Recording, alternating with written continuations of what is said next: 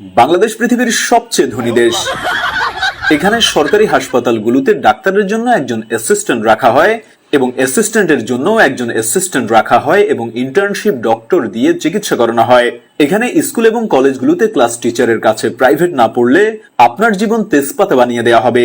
এখানে পয়সা ধার নিয়ে ভুলে যাওয়া এটা সবার অন্যতম একটি গুণ। আপনার কাছ থেকেও যদি কেউ পয়সা ধার নিয়ে থাকে তাহলে ভুলে যান আপনি তার কাছ থেকে টাকা পান। এখানে ছেলে মেয়ে একজন আরেকজনকে জানু মানু সোনা জান এসব বলে তাদের যৌবন শেষ করে দেয় আর বিয়ে করে 40 বছর বয়স হলে। এখানে দুজন গরিব মিলে আরো 5 থেকে 7 জন গরিবের জন্ম দেয়। এখানে কেউ একবার পয়সাওয়ালা হলে সুইজারল্যান্ডে ব্যাংক অ্যাকাউন্ট খুলে এবং অবৈধভাবে দেশের টাকা নিয়ে সেখানে জমা রাখে। চিকিৎসা করতে থাইল্যান্ড ও সিঙ্গাপুরে পাড়ি জমায়, শপিং করে থাইল্যান্ড ও দুবাই থেকে, পড়াশোনা করতে ইউরোপ আমেরিকা এবং কানাডার মতো দেশগুলোতে পাড়ি জমায়, আর ঘুরতে আমেরিকা কানাডা অস্ট্রেলিয়ার মতো দেশগুলোতে যায়। আর যখন মৃত্যু ঘনিয়ে আসে তখন বাংলাদেশের কথা মনে পড়ে এবং বাংলাদেশে ফেরত আসে। এখানে সস্তায় বুর্জ খলিফা থেকে শুরু করে আইফেল টাওয়ারও পাওয়া যায়। এখানে সবাই ভাইরাল হতে চায়, সেটা মানুষকে মেরে হোক বা উদ্ভট কোনো কর্মকাণ্ড করে হোক। এখানে কারো বিপদে কেউ এগিয়ে আসে না। এখানে কেউ বিপদে পড়লে বা অ্যাক্সিডেন্ট করলে সবাই দূর থেকে চেয়ে চেয়ে দেখে এবং সেগুলো ভিডিও করে সোশ্যাল মিডিয়ায় ছেড়ে দেয়। এখানে নিজের সমালোচনা বাদ দিয়ে অন্যের সমালোচনায় সবাই সারাদিন ব্যস্ত থাকে। এখানে শ্রমের যথাযথ মূল্য পাওয়া যায় না। এখানে শিক্ষিত মানুষ সম্মান পায় না। এখানে টাকা দিয়ে অসাধ্যকে সাধন করা যায় খুব সহজেই। এখানে মানুষ এক একজন নিজেকে ঈশ্বরচন্দ্র বিদ্যাসাগর মনে করে। এখানে ভিক্ষুকদের ভিক্ষাবৃত্তির আড়ালে রমরমা ব্যবসা চলে। এখানে সবাই বড় হতে চায়, কেউ মানুষ হতে চায় না। এখানে মানুষের কথায় নেই সহানুভূতির গন্ধ। এখানে সবাই লোভী আর খাই খাই স্বভাবের মানুষের বসবাস। এখানে মানুষ সারাদিন আপনাকে কিভাবে ঠকাবে সেটা নিয়ে ব্যস্ত থাকে। এখানকার মানুষ সারাদিন ভিনদেশী সংস্কৃতি নিয়ে ব্যস্ত থাকে, ভুলে যায় দেশের স্বাধীনতা দিবস, ভাষা দিবস, ভুলে যায় ঈদে মিলাদুন্নবী, শবে মেরাজ, শবে কদর, তবে ঠিকই মনে থাকে ভালোবাসা দিবস, পহেলা বৈশাখ, হোলি দিবস, সবকিছু। এখানে রাতারাতি সবাই ধনী হতে চায়। এবার আসি আমাদের কিছু গুরুত্বপূর্ণ আবিষ্কার নিয়ে। আমিষের ঘাটতি মেটাতে সস্তায় দুধ খাবেন, দুধে ফরমালিন মেশানো হচ্ছে। গরু থেকে বেশি বেশি দুধ পেতে পিটুইটারি গ্ল্যান্ড ইনজেকশন দেওয়া হচ্ছে। মাছেও ফরমালিন দেওয়া হচ্ছে। শাকসবজি টাটকা রাখতে কপার সালফেট ব্যবহার করা হচ্ছে। আম লিচু জাম পাকাতে কার্বাইড দেওয়া হচ্ছে। আম লিচু জাম সংরক্ষণে ফরমালিন দেওয়া হচ্ছে। ফল গাছে থাকতেই হরমোন এবং কীটনাশক দেওয়া হচ্ছে। তরমুজের সিরিজের মাধ্যমে পটাশিয়াম পার ম্যাঙ্গানেট দেওয়া হচ্ছে। কলা পাকানো হয় ক্যালসিয়াম কার্বাইড দিয়ে। রেস্টুরেন্টে গিয়ে কফি খাচ্ছেন, কফি পাউডারে তেঁতুলের বিচির গুঁড়া মিক্স করা হচ্ছে।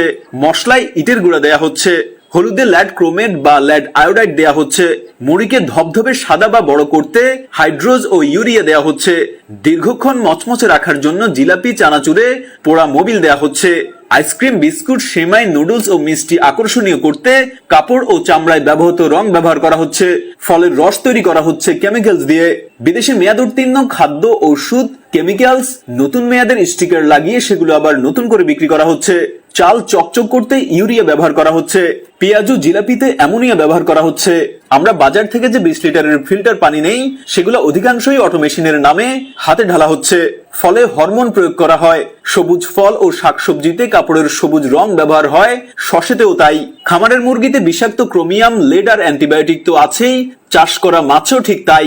জুস, লাচ্ছিতে উচ্চ মাত্রার প্রিজারভেটিভ ব্যবহার করা হয়। রু আফজা আর হরলিক্স তো প্রমাণে অপারক যে এতে আসল কল্যাণকর কিছু আছে। মশলায় মেটালিক অক্সাইড নামে আলাদা রং ব্যবহার করা হয়। সরিষার তেলেও কেমিক্যাল দিয়ে ঝাঁঝালো করা হয়। সয়াবিনে পাম অয়েল, শুটকিতে কীটনাশক, কসমেটিক্সে ক্যান্সারের উপাদান, লেড, মার্কারি ও ডাই ইউজ করা হয়। কি খাবেন, কিভাবে খাবেন একটু ভাবেন, অন্য কেউ ভাবতে দিন। বাঙালির আরো অনেক আবিষ্কার আছে যা আমরা হয়তো জানি না। আমরা এক রাতে ধনী হতে চাই এ জাতিকে ধ্বংস করার বিনিময়ে। আমাদের এই দেশটাকে মনে হয় কেউ এখন আর ভালোবাসে না। সবাই বাংলাদেশকে ভাবে একটা লোভনীয় মাংসের টুকরা। সুযোগ পেলে যে যেখান থেকে পারে ছোবল মেরে খুবড়ে খুবড়ে খায়। ঘরের লোক খাবে, বাহিরের লোক খাবে, আসলে কে কোথা থেকে খাচ্ছে সেটা আসলে কারো মাথা ব্যথা নেই। মাথা ব্যথা হচ্ছে কে কতটুকু খাচ্ছে, আমি কতটুকু খেতে পারছি। দেশ গোল্লায় যাক, সব হারিয়ে যাক, আমার কি এত ভাবার সময় আছে? আমারটা আমি আগে খেয়ে নেই। আমার সন্তান, আমার পরিবার আমি সামলাবো। দেশ তো আমার সামলানোর দায়িত্ব না। অন্য সবাই সবটা খেয়ে ফেললে আমি কি খাবো? আমি মনে করি দেশের উন্নয়ন নির্ভর করে সে দেশের জনগণের উপরে। যতক্ষণ পর্যন্ত প্রতিটা নাগরিক দেশ এবং দেশের উন্নয়নকে ব্যক্তি স্বার্থের থেকেও বেশি গুরুত্ব দিবে না, ততক্ষণ দেশে উন্নয়ন হবে না।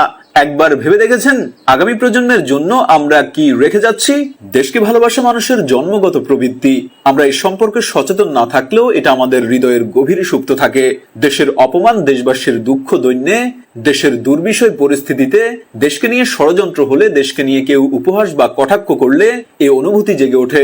সারা পৃথিবীর মায়া, মমতা, স্নেহ সব একত্রিত করলেও যেমন মায়ের অকৃত্রিম স্নেহের সঙ্গে তুলনা করা যায় না, তেমনি সারা পৃথিবীর ঐশ্বর্য, বৈভব ও সৌন্দর্যের সঙ্গে নিজ দেশের কোনো তুলনা হতে পারে না। আমাদের নবী হযরত মুহাম্মদ সাল্লাল্লাহু আলাইহি সাল্লাম বলেছেন, দেশপ্রেম ঈমানেরই অঙ্গ। দেশপ্রেমের মন্ত্রে উজ্জীবিত হয়েই মানুষ তার আপন জীবনকে বিলিয়ে দিতে পারে, মহৎ প্রেরণায় উদ্বুদ্ধ এবং আলিঙ্গন করতে পারে মৃত্যুকে। কবি বলেছেন, তুমি দেশকে যথার্থ ভালোবাসো, তার চরম পরীক্ষা তুমি দেশের জন্য মরতে পারো কিনা। কোথায় যেন পড়েছিলাম, দেশপ্রেম বাইরের কোনো প্রদর্শনীর বস্তু নয়, দেশপ্রেম মানুষের অন্তরে স্থিত ভক্তি শ্রদ্ধায় গড়া। কবিতার কাব্যে, দেশকর্মী তার সমাজ সেবায়, গায়ক তার গানে, শিল্পী তার ছবিতে, বৈজ্ঞানিক তার বিজ্ঞান চর্চায়, শিক্ষক তার একনিষ্ঠ শিক্ষকতায় দেশপ্রেমের পরিচয় প্রদান করতে পারেন। মনীষী ওয়ালেস রাইস বলেছেন, বুদ্ধিজীবীর কাছে তার দেশ ও সেবিকার কাছে তার রোগীর একই ভূমিকা হওয়া উচিত। জাস্ট জার্নালের আমাদের আজকের ভিডিও দেশ এবং দেশের মানুষকে নিয়ে উপহাস এবং আত্মসমালোচনা কেন্দ্রিক হলেও আমরা দেশকে ভালোবাসি এবং আমরা চাই আপনারাও নিজ নিজ জায়গা থেকে দেশকে ভালোবাসুন, দেশের উন্নয়নে কাজ করুন।